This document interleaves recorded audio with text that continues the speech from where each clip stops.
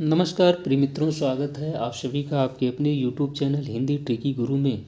दोस्तों, आज के इस वीडियो सेशन में हम बाणभट्ट की आत्मकथा भाग 3 के अंतर्गत चतुर्थ उच्छ्वास को देखेंगे, जो कि यूपी सहायक आचार्य, आरपीएससी सहायक आचार्य तथा यूजीसी नेट अन्य प्रतियोगी परीक्षाओं में पूछे जाते हैं। तो आइए वीडियो को शुरू करते हैं।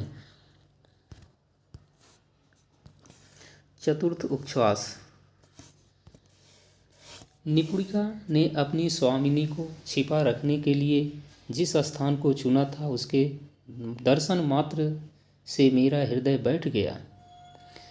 वह एक देवी मंदिर से संलग्न छोटा सा जीर्ण गृह था। जब निपुणिका के घर से कुछ आवश्यक सामग्री लेकर चोरों की भांति हम नगर प्रांत में अवस्थित उस मंदिर के पास पहुँचे। उस समय चंद्रमा पश्चिमाकाश की ओर लटक गया था। सप्तर्षियों का मंडल मानसरोवर में स्नान करने की तैयारी में था और कालपुरुष अस्तगिरि के शिखर को छूता दिखाई दे रहा था। चांदनी उस समय भी दूध के समान श्वेत होकर धरित्री को ढके हुए थी।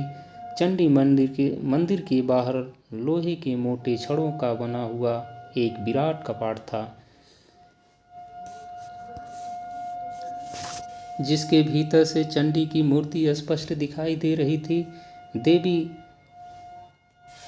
के सामने एक लौह वेदिका पर कज्जल के समान काला भैंसा स्थापित था, जिसके सारे शरीर पर भक्तजनों ने लाल थापे दे रखे थे। ऐसा लगता था कि वह साक्षात यमराज का वाहन है। क्या है? साक्षात यमराज का वाहन है। कौन? काला भैंसा। और यमराज ने रक्ताक्त हाथों से थप्पड़ मार मार कर उसे चलाया है। देवी के चरणों के पास एक छोटी वेदी थी, जिस पर कोई लाल लाल वस्तु दिख रही थी। बाद में मैंने देखा कि वह और कुछ नहीं, एक पीढ़े पर रखा हुआ महावर से रंगा वस्त्रखंड था। मंदिर के सामने एक खुला हुआ प्रांगण था, जिसके कुट्टिम विदीर्ण हो चुके थे और उन दरारों से हरिद्वर्ण के तृण निकल कर जीवनी शक्ति की विजय घोषणा कर रहे थे। इसी प्रांगण से सटा हुआ एक घर था, जो बाहर से गुफा जैसी दिखाई दे रहा था। घर के सामने कुछ अत्यंत परिवर्धित करवीर के झाड़ थे, जिनमें वन कुक्कुटों ने रात को आश्रय ग्रहण किया था। निपुणिका ने बड़ी सावधानी से उस घर को खोला और जब हम तीनों उसमें प्रविष्ट हो गए तो उसी सावधानी के साथ भीतर से बंद कर दिया। बंद कर देने के बाद वह आंगन चारों ओर से घिर जाता था। आंगन में 2-3 छोटी छोटी कोठरियां थीं और एक जीर्ण प्राय कुआं था। इस भग्न प्राय प्रांगण गृह को ज्योत्सना ने और भी भयंकर बना दिया था। आंगन के भीतों पर लाल रंग से चित्रित नाना प्रकार के चिन्ह स्पष्ट दिखाई दे रहे थे। जान पड़ता था किसी समय इस घर में कोई भैरव अपनी भैरवी के साथ वाम मार्गी साधना किया करते थे, क्योंकि उन चिन्हों का यही अर्थ हो सकता था। निपुणिका ने इस कुसुम सुकुमार राजकन्या को छिपाने के लिए इस भयंकर स्थान को चुनकर न तो बुद्धिमानी का परिचय दिया था और न सुहृदयता का ही, लेकिन वह लाचार थी। उसकी श्रेणी की दासी के लिए इससे उत्तम स्थान चुन सकना असंभव था। उसने केवल एक बार मेरी ओर कातर भाव से देखा। उस दृष्टि का स्पष्ट तात्पर्य था, इससे अधिक मेरे बस की बात न थी। वह प्रसन्न नहीं थी। मेरा पौरुष गर्व परास्त हो चुका था। एक दीर्घ निश्वास द्वारा मैंने अपना असंतोष प्रकट किया। मेरे प्राण हाँफ उठे थे। उस निसर्ग सुकुमार राजबाला की ओर आँख उठाकर देख सकने का साहस भी मुझ में नहीं रह गया था।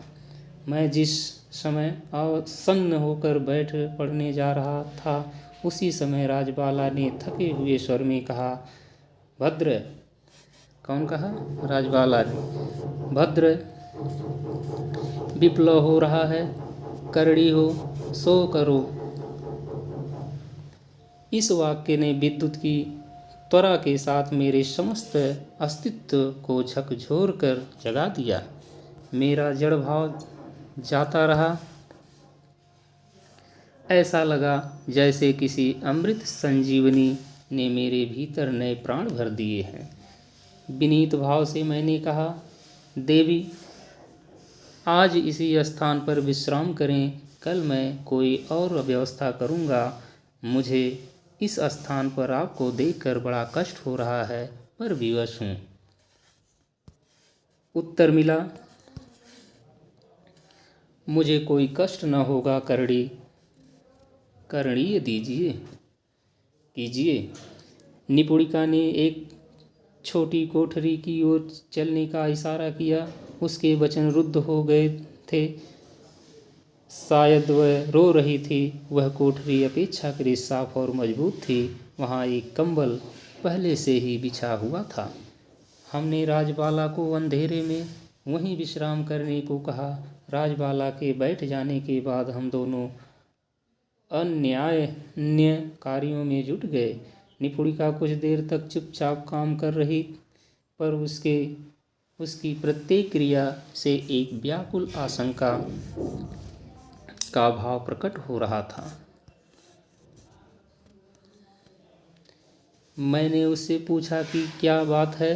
पहले तो वह जबती सी खड़ी रही, फिर धीरे धीरे बोली कि किस प्रकार यहाँ के वृद्ध पुजारी को हाथ करके उसने यह घर हथियाया है। यद्यपि इस मंदिर में बहुत कम लोग आया करते हैं, फिर भी यह स्थान सुरक्षित नहीं है। इस विषय में निपुणिका को कोई संदेह नहीं था। उसने बताया कि दिन को इस घर का पूर्ण रूप से बंद रहना ही उचित है। मुझे दिन भर बाहर रहना होगा और रात को पुजारी के सो जाने के बाद निपुणिका से मिलना संभव होगा।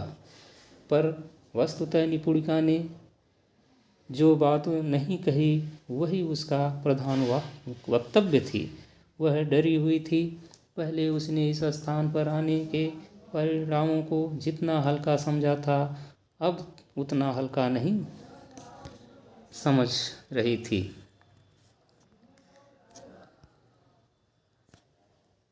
स्त्री सुलभ भीरुता ने उसे अभिभूत कर दिया था। मैंने साहस बांधते हुए कहा, न्यूनिया, बाणभट्ट के साथ रहकर भी तू डरती है। वह आंखें नीचे ही किए रही और स्खलित भाव से नहीं कहकर धीरे धीरे भीतर चली गई।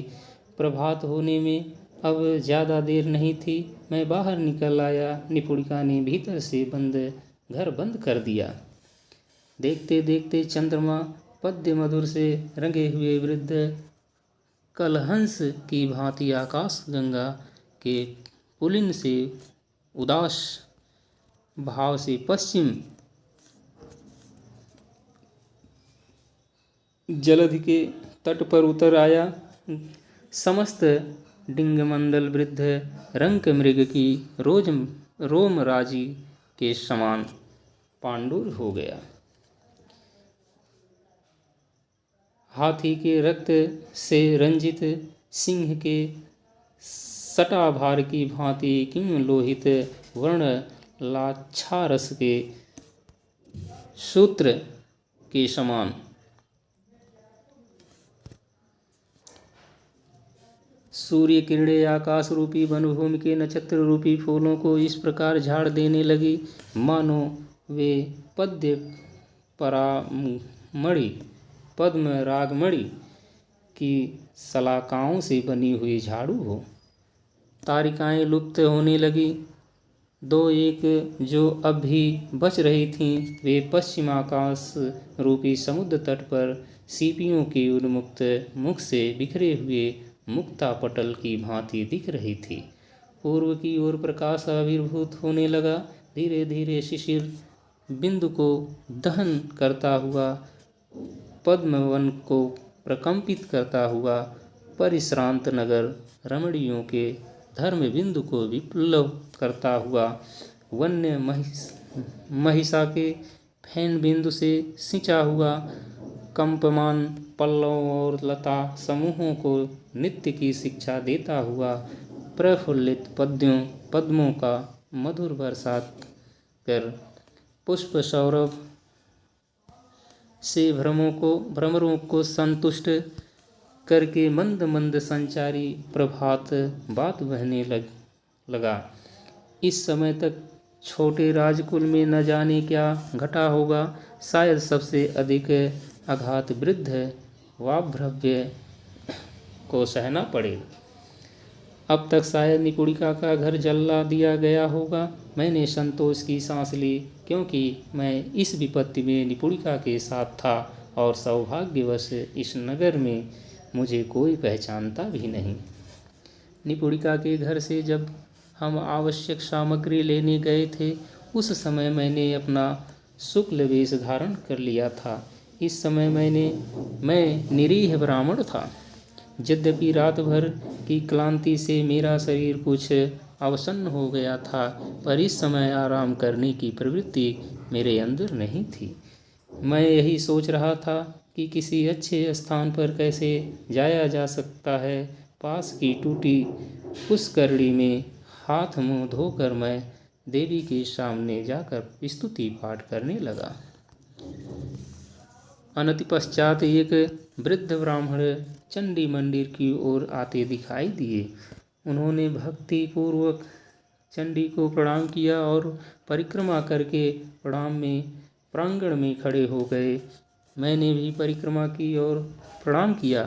वे मेरी ओर इस प्रकार ताक रहे थे जैसे कुछ जानना चाहते हों। मैं उनके पास गया और प्रणाम किया। आशीर्वाद देते हुए उन्होंने बताया कि इसके पहले उन्होंने कभी मुझे नहीं देखा है और जानना चाहते हैं कि मैं कैसे इधर भटक पड़ा हूँ। मैंने विनीत भाव से कहा, मैं परदेशी हूँ, रात को यहीं टिक गया था। वे थोड़ी देर तक हंसते रहे और बोले, तो आप भाग्यवान हैं, पुजारी बाबा से आपका साक्षात्कार नहीं हुआ।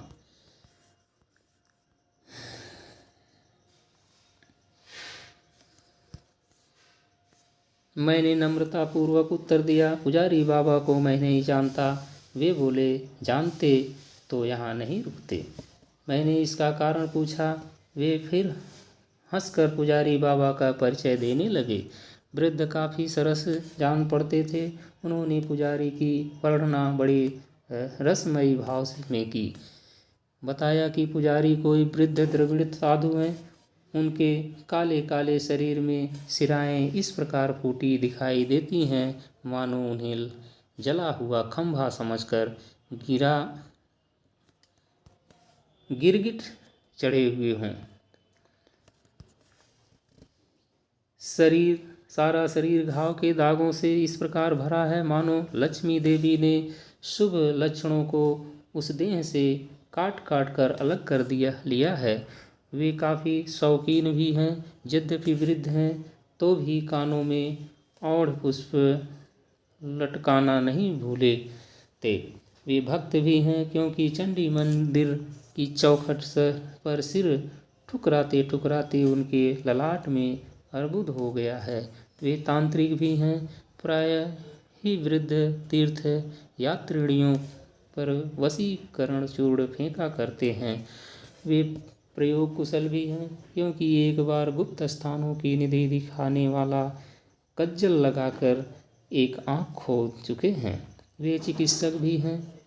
अपने आगे वाले लंबे और ऊंचे दांतों के समान उन्होंने बनाने के उद्योग में अन्य दांतों को खो चुके हैं, पर वे ऊंचे दांत जहाँ के तहाँ हैं। वे विनोदी भी हैं, क्योंकि बालकों के पीछे एक बार ईंट लेकर दौड़ पड़े थे और लुढ़क कर गिर गए थे, जिससे होंठ कुछ कट गए हैं। उनकी विद्या का भंडार अक्षय है। समस्त दक्षिणापथ की संपत्ति प्राप्त करने की आशा से कपाल में तिलक धारण करते हैं। हरे बघरेड़ के पत्तों के रस में श्मशान का कोयला पीसकर उससे एक सीपी को रंग रखा है। उनका विश्वास है कि उसे देखने मात्र से धनियों के हृदय में उच्चाटन होता है और वे अपनी संपत्ति छोड़कर चल देते हैं। माया वशीकरण के रूप में भी उनका विश्वास है। इस कार्य के लिए उन्होंने तालपत्र की एक पोथी पर महावर के रंग से 1,00,000 बार हूंफट लिख रखा है और उसे गुग्गुल धूप से धूपित किया। उनका विश्वास है कि इस पोथी को देखकर रमणियाँ उनकी चेरी हो रहेंगी। आँखें यद्यपि एक ही हैं, पर उनमें एक चिक्कन सलाका द्वारा नित्य अंजन लगाया करते हैं। यद्यपि रात को रतौंधी के कारण देख नहीं सकते, परंतु अप्सराओं के अप्रत्याशित आगमन की आशा से रात भर दीप जलाए रहते हैं। यद्यपि निद्रा में कुंभकर्ण के प्रतिद्वंदी हैं, पर स्वप्न में नूपुर क्वड़न निरंतर सुना करते हैं। यद्यपि वानरों से स्पर्धा करके पेड़ पर से कूद कर एक पैर खो चुके हैं, पर मूल स्थानीय उपानहों को यत्नपूर्वक संग्रह कर रखा है। ब्राह्मणों से उनका निसर्ग वैर है, और आप यदि अभी यहाँ से नहीं टल जाते तो एक टटा जरूर खड़ा करेंगे। भगवान की इतनी अनुकंपा अवश्य है कि उन्हें कांड खंज बधिर बना दिया है, नहीं तो यह अस्थाड़ीश्वर अब तक उजाड़ हो गया होता। वृद्ध के इस वर्णन को सुन मैं समझ गया कि निपुणिका ने किस प्रकार उन्हें हाथ किया होगा और अब वह डर क्यों रही है, परंतु मुझे कुतूहल ही हुआ। मैंने हंसते हुए कहा, ऐसे लोकोत्तर महात्मा के दर्शन बिना तो नहीं टला जाता। वृद्ध ने हंसते हुए कहा, जरूर दर्शन कीजिए, पर सावधान रहकर कब सिर पर डंडा बैठा देंगे कुछ कहा नहीं जा सकता। यह कहकर वृद्ध वहाँ से चलते बने। मैं भी प्रांगण से दूर हटकर वृद्ध पुजारी के आगमन की प्रतीक्षा करने लगा। कुछ देर बाद पुजारी निकले। चंडी मंदिर के गृहगर्भ में ही सोए हुए थे। उनकी आंखें लाल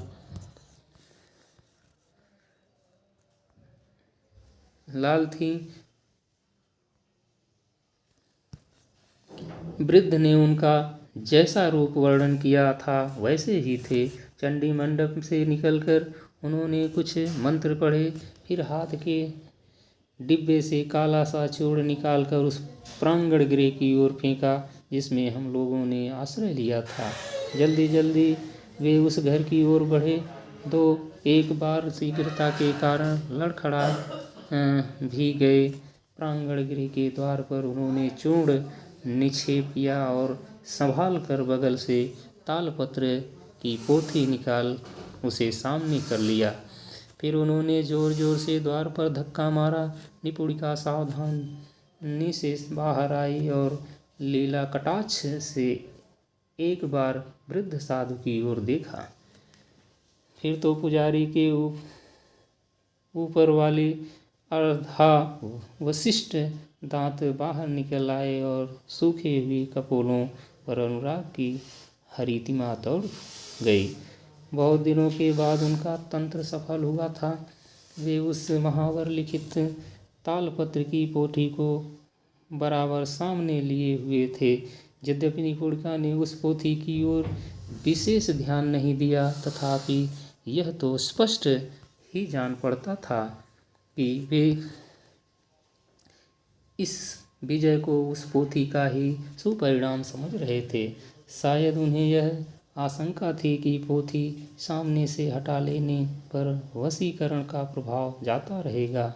मैं दूर बैठा यह कौतुक देख रहा था। निपुणिका ने क्या कहा यह तो मुझे नहीं मालूम, पर उसने एक बार मेरी ओर अंगुली उठाकर दिखाया। पुजारी मुझे देखते ही अग्नितप्त हो उठे। निपुणिका ने किवाड़ बंद कर लिए और पुजारी मेरी ओर दौड़ पड़े। शायद निपुणिका ने मुझे दिखाकर यह बताया था कि इस समय निर्जनता नहीं है और पुजारी का उसके पास आना ठीक नहीं है। पुजारी ने मुझसे क्या क्या कहा यह मुझे ठीक नहीं मालूम, क्योंकि उसकी स्खलित वाणी का स्पष्ट सुनना सहज नहीं था। परंतु वे बातें भले आदमियों के सुनने योग्य नहीं रही होगी, इस विषय में मुझे लेश मात्र भी संदेह नहीं। वे क्रोध की मूर्ति बने हुए थे। यद्यपि वे एक पैर से लंगड़े थे, पर दौड़ने में उन्होंने कोई बात उठा नहीं रखी। शीघ्रता के कारण उनके हाथ से कज्जल चूर्ण का डिब्बा लुढ़क गया और करीब करीब खाली हो गया। ऐसा जान पड़ता कि मुझे उस स्थान पर बैठने के पाप का प्रायश्चित अवश्य करना होगा। उन्होंने एक बड़ा सा प्रस्तर खंड मेरे ऊपर फेंका, लेकिन वहाँ के प्रस्तर खंड भी पुजारी बाबा का परिहास करना चाहते थे। उनके उत्तरीय में उलझकर वह पत्थर उनकी पीठ पर गिरा। बाबा का क्रोध और भी उफन पड़ा। मैं उन्हें शांत करने का कोई उपाय सोच नहीं पा रहा था, लेकिन पत्थर ने ठीक मौके पर मेरी सहायता की। उत्तरी के उलझन से उनका वक्षस्थल खुल गया। सुप्राय औंड पुष्प की माला बाहर निकल आई। काले धागे में बंधी हुई उच्चाटन वाली सीपी दिख गई। मुझे मेरा कर्णीय सूझ गया। अत्यंत नम्रतापूर्वक मैंने प्रणिपात किया और हाथ जोड़कर कहा, धन्य हो महान धार्मिक, आश्चर्य है यह उच्चाटन सुक्ति, अद्भुत है उसकी महिमा। मुझे नगर श्रेष्ठी धन दत्त ने भेजा है। आपकी इस अद्भुत सुक्ति को देखकर उनका मुंह टूट गया है। धन वैभव कमलपत्र की बुदबुद के समान उन्हें निर्विकार छोड़कर अलग हो गया है। संसार से उन्हें वैराग्य हुआ। वे अपनी समस्त संपत्ति आज ही आपके चरणों में समर्पित करना चाहते हैं। यदि आप उन्हें शिष्य बना लें तो वे अभी सेवा करने को उपस्थित हो जाएंगे। जब तक आपकी स्वीकृति का संदेशा उनके पास न ले जाऊंगा, तब तक वे अन्न जल नहीं ग्रहण करेंगे। धार्मिक ने एक बार गर्व के साथ अपने आश्चर्य विभव भूमि सुक्ति की ओर देखा, फिर धीरे धीरे शांत होकर बोले, धनदत्त का कल्याण हो। वह धार्मिक है, उससे कह दे कि वह संपत्ति दे जाए। शिष्य होना हो तो सौगातों के सुगत भद्र के पास जाए। मैं शिष्य नहीं बनाता। यह कहकर उन्होंने गर्व के साथ एक बार फिर सीपी को देखा। उस दृष्टि का तात्पर्य यह था कि बच्चू अब तो फंस गए।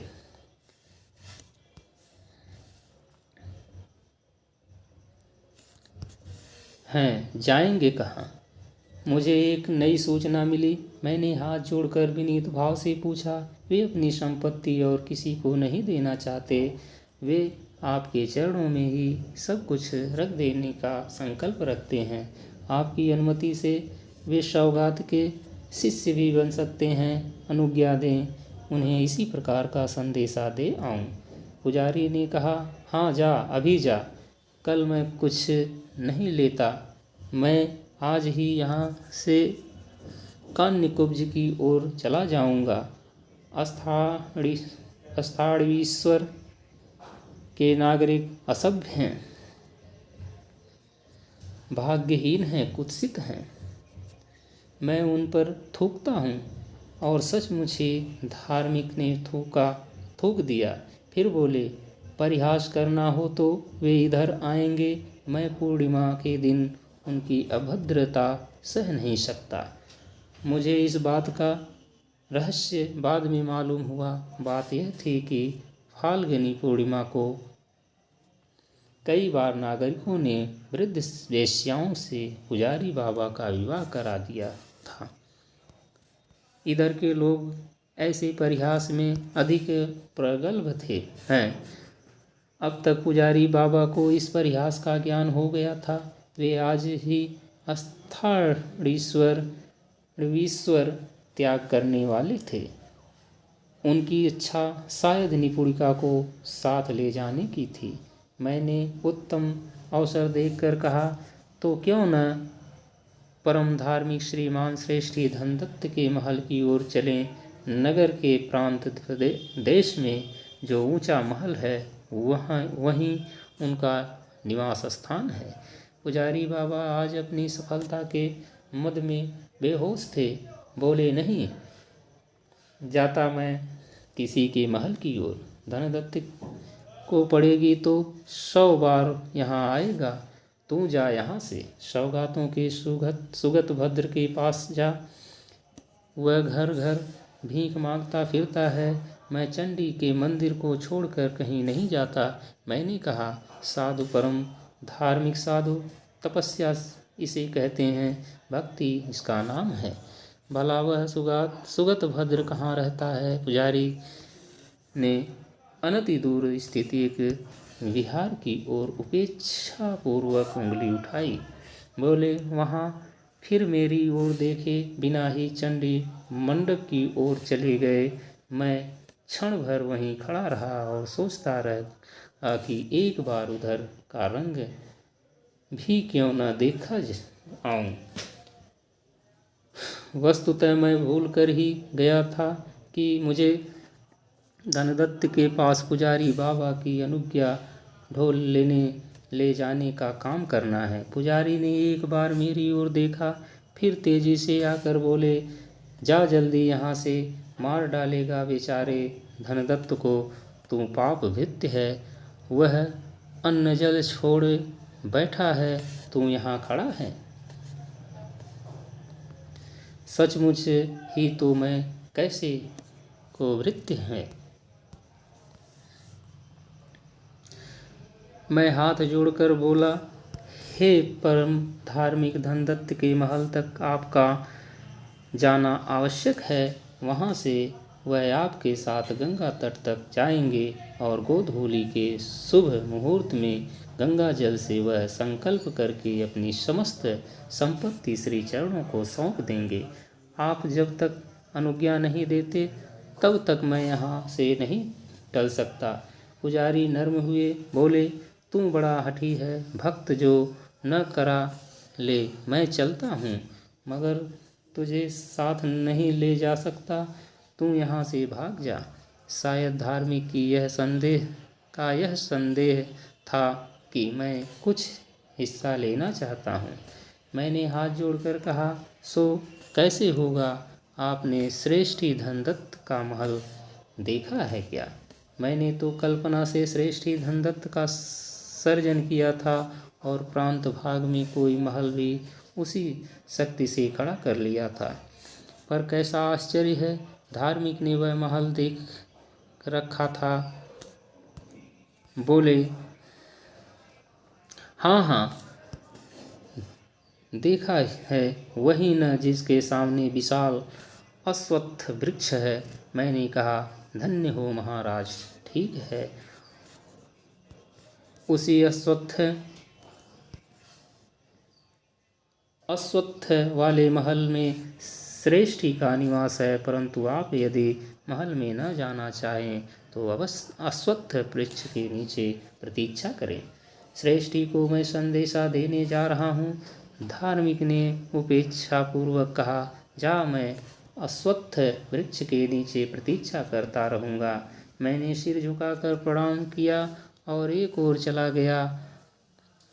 थोड़ी देर बाद पुजारी ने महावर के रंग से रंगा वस्त्र पहना, उत्तरी संभाल लिया और कज्जल चूर्ण बगल में लेकर प्रस्थान किया। मैंने मन ही मन सोचा कि नगर के उस प्रांत तक जाने में पुजारी के लंगड़े पैरों को कम से कम 2 घंटे समय लगेगा। 2 घंटे प्रतीक्षा करने में जाएगा और यदि उस अज्ञात महल में घुसना पड़े तो लौटने में भी 2 घंटे का समय लग ही जाएगा। कम से कम 6 घंटे तक तो हम निश्चिंत हैं। इसमें यदि कोई व्यवस्था संभव हो तो कर लेनी चाहिए। मैंने प्रांगण गृह के पास जाकर निपुणिका को आवाज़ दी। वह पहले से ही मेरी प्रतीक्षा कर रही थी। मुझे देखते ही उसने हंसकर कहा, अभिनव सफल हुआ। भट्ट पुजारी आए थे, प्रचुर अन्न दे रह गए हैं। गोधूली समय तक वे अश्वत्थ वृक्ष के नीचे प्रतीक्षा करेंगे। तुमने जिस महल की कल्पना से रचना की है वह सचमुच है और यहाँ से एक योजना दूर है। पुजारी आज रात को भी नहीं लौट सकता, वह रात्रंध है। इस बीच कोई अच्छी व्यवस्था कर सकते हो तो करो। भट्टनी बहुत उदास है। निपुणिका उस राजबाला को भट्टनी कहती थी। अंतःपुर की परिचारिकाएं रानी को इसी प्रकार संबोधन करती है। मैंने भी इसलिए उन्हें भट्टनी कहना उचित समझा। भट्टनी की उदासी का समाचार सुनकर मुझे बड़ा कष्ट हुआ। मैंने ढाढ़स बांधते हुए जरा जोर से कहा, भट्टनी को उदास होने की कोई आवश्यकता नहीं। मैं अभी कोई व्यवस्था करने जा रहा हूँ। आसपास क्या है मुझे बिल्कुल पता नहीं, केवल पुजारी ने बताया है कि यहाँ से पास ही कोई बौद्ध विहार है जहाँ सुगत भद्र नामक कोई भिक्षु रहते हैं। मैं एक बार उस तरफ जाकर पता लगाता हूँ कि क्या व्यवस्था संभव है। भिक्षु लोगों को बहुत कुछ पता होता है। मेरी बात भट्टनी ने सुन ली। वस्तुतः उनको सुनना ही मेरा उद्देश्य था। उन्होंने मुझे बुलाकर कहा, क्या कहते हो भट्ट? सुगतभद्र क्या वही है जो तक्षशिला की ओर धर्म प्रचार करने गए थे? क्या वे नालंदा के आचार्य शीलभद्र के गुरु भाई हैं? मैं नहीं जानता देवी, मैंने इतना ही सुना है कि कोई सुगतभद्र नाम का बिच्छू पास के बिहार में रहते हैं। पता लगा लो भद्र, यदि वे आचार्य शीलभद्र के सहपाठी तक्षशिला से लौटे हुए हैं तो मेरा भाग्य आज प्रसन्न है। वे मेरे पिता के समान हैं, उन्हें मैं संदेश भेजूंगी। मैंने विनीत भाव से कहा, भद्रे मैं अभी पता लगाऊंगा, परंतु यदि वही हो तो मैं क्या संदेशा ले जाऊं? भट्टनी ने कह देना भद्र की देवपुत्र तुवर मिलिंद की कन्या आपको प्रणाम कहती है और यदि प्रसाद हो तो दर्शन पाना चाहती है। मेरे हृदय में धक से लगा। बोला, तो देवी क्या आप तत्र भवान विषय समर विजयी वाह लेख विमर्दन प्रत्यंत बाड़व देवपुत्र तुवर मिलिंद की कन्या है। राजबाला की आंखें नीची हो गई। बड़े बड़े पुंडरीक दल से नयनों में अश्रु भर आई हुई आवाज में बोली, हाँ भद्र। मैं थोड़ी देर तक आश्चर्य में डूबता उतरता खड़ा रहा। उचित स्थान पर विधाता का पक्षपात हुआ। हिमालय के सिवा गंगा की धारा को कौन जन्म दे सकता है? महासमुद्र के सिवा कौस्तुभ मणि को कौन उत्पन्न कर सकता है? धरित्री के सिवा और कौन है जो सीता को जन्म दे सके। मैं बड़भागी हूँ जो महिमाशालिनी राजबाला की सेवा का अवसर पा सका। आहा, किस पाप अभिसंधि ने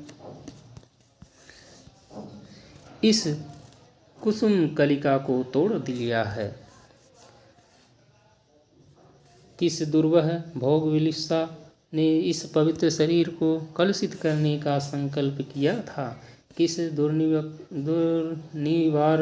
पाप भावना ने ज्योत्सना को मलिन करना चाहा था। मेरे हृदय की भक्ति और भी बढ़ गई। मैं संभ्रम पूर्वक हाथ जोड़कर बोला, हे राजनंदिनी, आपकी आज्ञा सिरोधार्य है, पर आज तो इस संदेश को ले जाना बुद्धिमानी का काम नहीं है। आप एक बार सोचे कि हम लोग कैसी परिस्थिति में हैं। भट्टिनी ने अवसन्न होकर कहा, मैं नहीं जानती भद्र, जो उचित हो सो करो। यदि सुगत भद्र वही है तो उनसे कुछ भी कहने में हानि की कोई आशंका नहीं है। इतना कहकर वे रो पड़ी। निपुणिका ने रुधे गलों से कहा, ना भट्टिनी, रो मत, और उनके गले लिपट गई। मैं कर्तव्य मोड़ बना खड़ा रह गया। निपुणिका ने रोधे गले से ही कहा, भट्ट जाओ। मैं तत्काल बाहर निकल गया। आते आते देख आया कि भट्टिनी फपक फपक कर रो रही है। निश्चय ही मेरा हृदय उस समय काठ के समान संज्ञानहीन हो रहा होगा, नहीं तो इतनी बड़ी वेदना वह सह कैसे सका। निपुणिका ने भीतर से किवाड़ बंद कर लिए। मैं बौद्ध विहार की ओर अवसत गति से चल पड़ा। मेरे पैरों में स्फूर्ति नहीं थी। क्या मैं देवपुत्र तुअर मिलिंद की कन्या के उपयुक्त कोई आवास स्थान खोज सकूंगा? क्या भदंत सुगत भद्र आचार्य शील भद्र के सहाध्यायी हैं? इन्हीं विचारों में निमग्न मैं विहार के द्वार पर आ गया। विहार दुतल्ला था, पर आजकल बौद्धों में विहार बनाने की जो नई शैली मान्य होती जा रही है, वह इसमें भी दिख रही थी। बाहर से सीधे दुतल्ले पर जाने की सीढ़ी थी। एक तल्ले पर आने का रास्ता भीतर की ओर था। बिना दुतल्ले पर गए कोई नीचे के तल्ले में नहीं जा सकता। मैं ठीक नहीं समझ पाता कि इस प्रकार का विहार बनाने से बौद्धों के सद्धर्म को क्या लाभ पहुंचता है। वे लोग अब सभी बातों को रहस्यमय बनाते जा रहे हैं। शायद यह शैली भी रहस्यमयता का परिणाम है। खैर, अपने को इन बातों से क्या मतलब। सामने बौद्ध विहार है। मुझे जानना है कि सुगत भद्र कौन है। अपने काम लायक कोई बात मिल गई तो ठीक, नहीं तो समय नष्ट करने से अनर्थ हो जाएगा। विहार के द्वार पर एक सामनेर हाथ में कोई पोथी लिए रट रहा था। मैंने उसी से पूछा, क्या भाई भदंत सुगत भद्र हैं? उसने बिना सिर उठाए ही जवाब दिया, हाँ हैं। क्या आपसे एक बात पूछ सकता हूँ? दो पूछ लीजिए। सामनेर ने हंसकर सिर उठाया। ये सुगत भद्र कौन है? सामनेर की आंखों में जरा क्रोध का भाव खेल आया। बोला, क्या आप आचार्य सुगत भद्र को भी नहीं जानते? स्वयं महाराजाधिराज श्री हर्षवर्धन ने उन्हें तक्षशिला से यहाँ बुलाया है। जिनकी चरण धूलि पाने के लिए महाराजाधिराज सर्वदा समुत्सुक रहते हैं, उन आचार्य प्रवर सुगत भद्र को भी आप नहीं जानते? मैंने टोक कर कहा, परदेशी हूँ भद्र। कहाँ से आए गए? मैं मगध का निवासी हूँ। भद्र, आपने मगध का नाम कलंकित किया। नालंदा के भुवन विश्रुत आचार्य शीलभद्र के सहाध्यायी सुगत भद्र को आप नहीं जानते और फिर भी कहते हैं मगध के निवासी हैं। मैंने अपनी अज्ञता स्वीकार की। बोला, भाई, अज्ञ जन पर दया होनी चाहिए। आपके इस संभाषण से मैं उपकृत हुआ हूँ। अच्छा, मैं आचार्य का दर्शन पा सकता हूँ? आचार्य अवरोध में नहीं रहते। क्या आप क्या चाहते हैं मैं उनकी अनुज्ञा ले आ देता हूँ? उसने उनसे कहे कि मगध देश का निवासी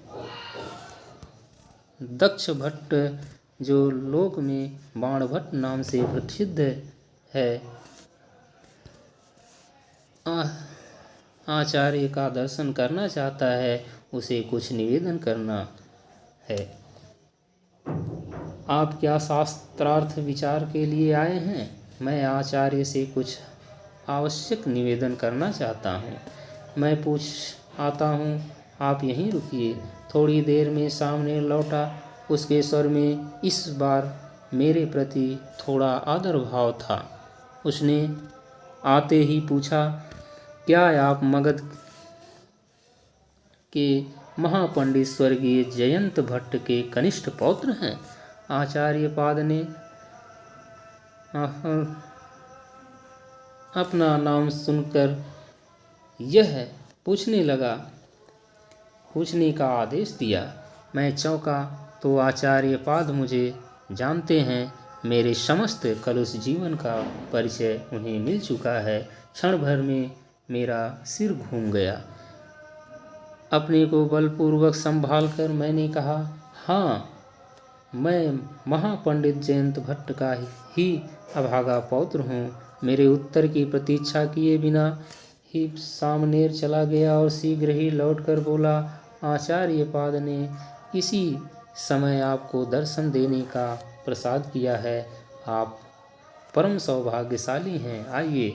मैं सामनेर के पीछे इस प्रकार चला जैसे सूलीबिद्ध होने जा रहा हूँ।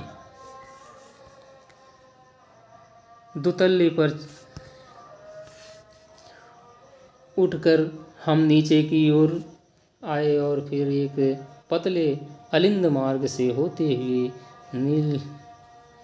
नीले के कुट्टिम प्रांगण में उपस्थित हुए। इस आंगन के ठीक केंद्र में एक अश्वत्थ वृक्ष था। नए किसलयों से वह लदा हुआ था। उसी की घनी छाया में आचार्य बैठे हुए थे।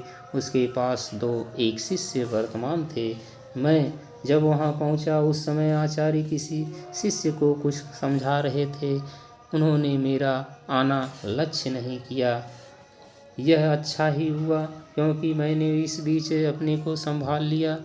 आचार्य पाद बहुत वृद्ध थे। उनका मस्तक मुंडित था, परंतु कानों के गह्वर में 2-4 शुक्ल केश फिर भी दिखाई देते थे। वे बता रहे थे कि वार्धक्य ने आचार्य को किस प्रकार प्रभावित किया है। उनकी आंखें बहुत स्निग्ध और करुणार्द्र थी। उनकी वाणी दृढ़ और मधुर थी। उनकी स्थापना शैली युक्तिपूर्ण और प्रत्युत्पादनी थी। मैं उन्हें थोड़ी देर तक एकटक देखता रहा।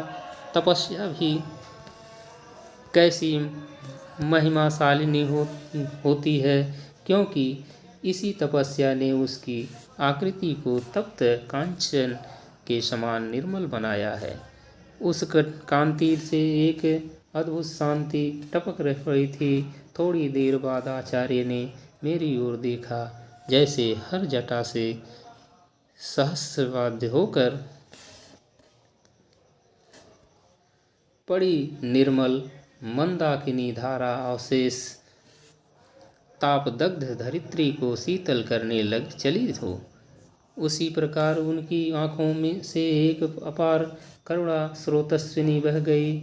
ग्रीवा को मेरी ओर फिराने में उन्होंने थोड़ा आयात करना पड़ा। फिर मुझे देखकर बोले, आवत्स, तू जयंत का कनिष्ठ पौत्र है न? देखूं जरा। अवश्य ठीक जयंत जैसा ही रहा है। जयंत मेरा गुरु भाई था। बेटा, हम दोनों में बड़ी प्रीति थी।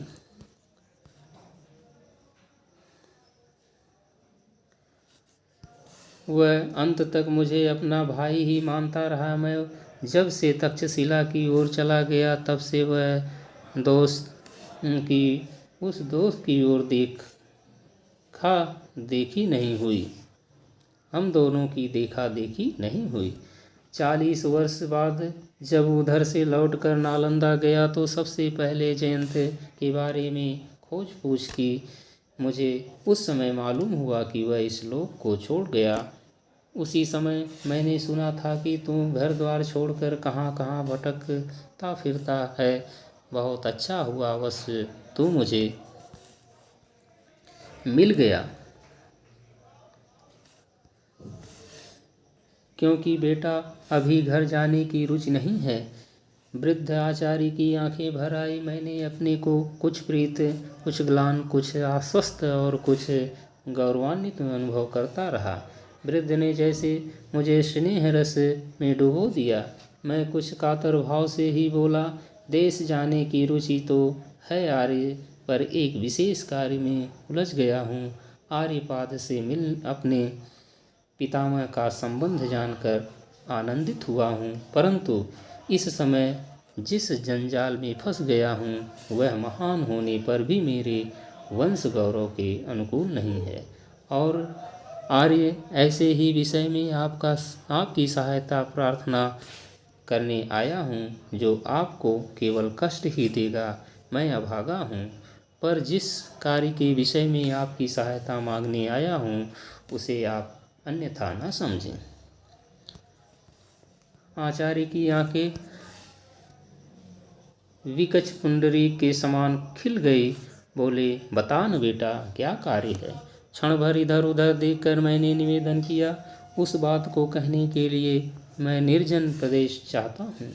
आचार्य ने अपने शिष्यों की ओर देखा। वे आशय समझ कर उठ गए।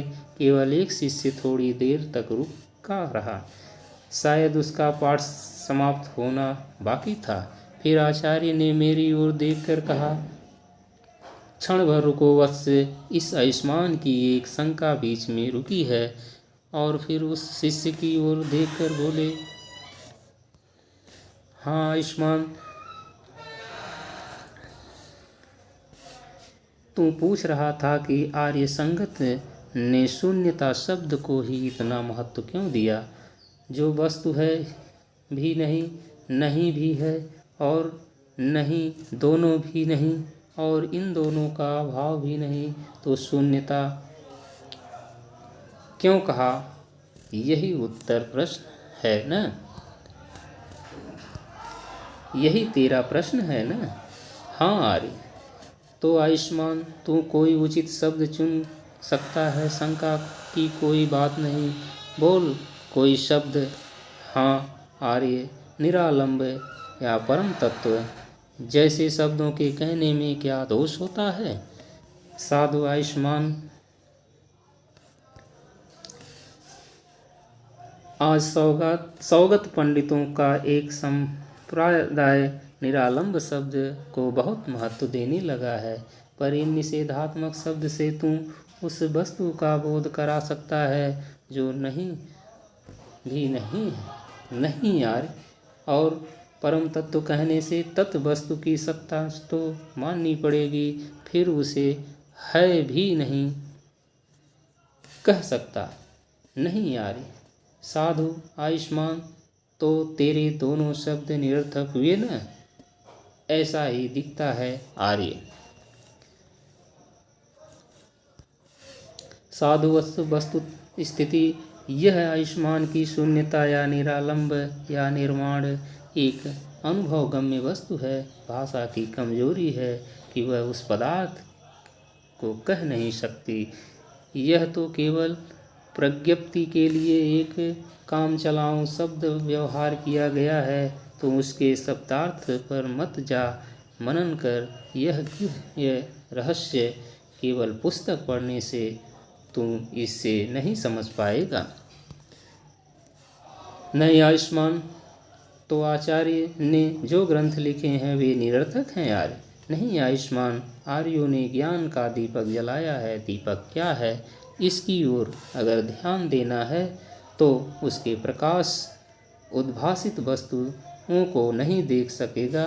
तो दीपक की जांच कर रहा है, उसे उससे उद्भासित सत्य की नहीं। तो दीपक के दोष से प्रकाश की क्षति नहीं होती। आर्य कुतर्क कर रहा आयुष्मान, उपमा एकांश में होती है। तद्गत भूयो धर्मवत्तव की सादृश्य है। धर्म की साधारणता की ओर देख तो उपमा का तात्पर्य समझ में आएगा। सद्धर्म में कुतर्क प्राबल्य बढ़ा गया। आयुष्मान संयत बनकर आर्यों के वाक्य का तात्पर्य अनुशीलन कर कुतर्क सद्विचारों से की दावाग्नि है। वत्स अभी जा, मुझे जरूर काम है, फिर आना। भिक्षुओं से कह दे कि जब तक मैं दक्ष भट्ट से वार्तालाप करूं तब तक इधर कोई नहीं आए।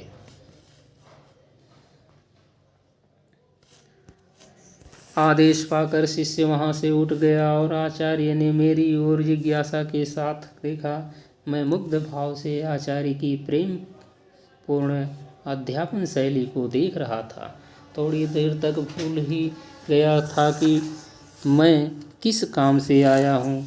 फिर बिना किसी भूमिका के ही मैंने कहा, विषय समर विजयी वाहली के विमर्दन प्रत्यंत बाड़ो देवपुत्र तुवर मिलिंद की कन्या आपका दर्शन पाना चाहती है। आचार्य को जैसे विस्मय का एक धक्का लगा, मानो उस धक्के से वे टल गए। जरा आगे झुककर आंखें फाड़ कर देखते हुए बोले, क्या कहा वत्स? देवपुत्र तुवर मिलिंद की एकमात्र कन्या चंद्र दीधति अभी जीवित है। वह कहाँ है वत्स? किस अवस्था में तुमने देखा है? वह कुशल तो है?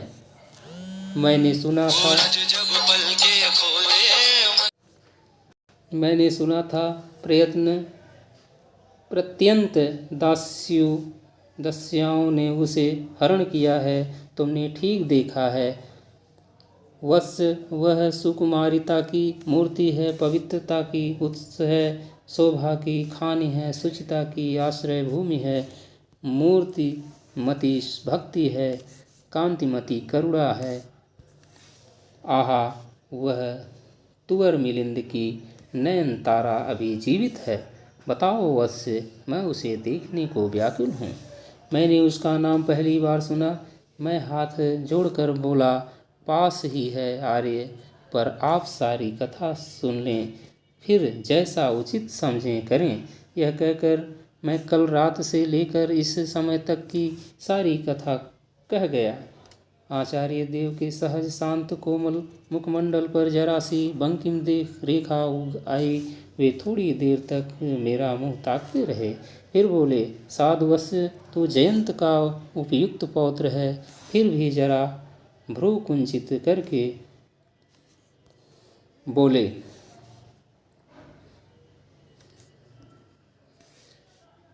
मौखरी वंश का कल्याण हो। यह छोटा राजकुल समस्त मौखरी गौरव पर कालिक पोत देगा।